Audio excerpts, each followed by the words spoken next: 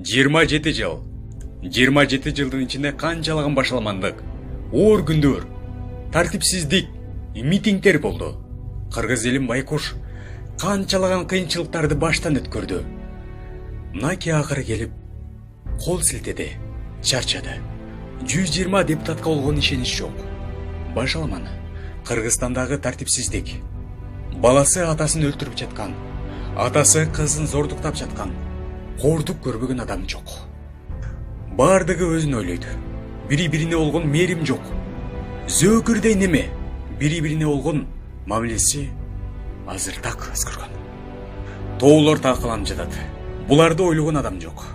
Биз дагы эле ошол бир күндүк концерт, бир күндүк 1000 сом үчүн 6 жылга тагдырды чечебиз. Кайра айланып келип эле өзүбүздүн башыбызга түйшүк түшөт. Анан ушинтип кейип эле отуруп калабыз.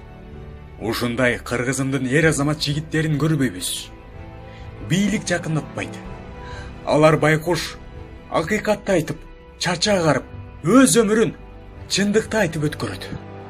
Кыргыз элим деп жүрөгү күйсө, биз аларга ишенбей, кайдагы 1000 сом берген адамдарга ишенебиз. Канчалаган кыйынчылыктарды өткөрдүк.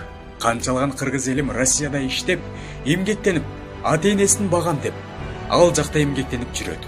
Бирок ортодо сагыныч, алыстык кыйнайт. Косалык, буларды ойлогон адам жок. Канчалаган тоолордогу мөңгүлөр талкаланып жатат. Буларды ойлогон адам жок. Мынаки өзүңөр билсеңиздер керек. Азыр Кыргызстанда Кытайдын саны күндөн күнгө өсүп жатат. Кыргыздын уругу күндөн күнгө төмөндөп жатат. Буларды ойлогон бийлик жок. Ишенич калбады. Сабыр кыл. Маанайыңды көтөр. Кудайым буйруса бардыгы жакшы болот.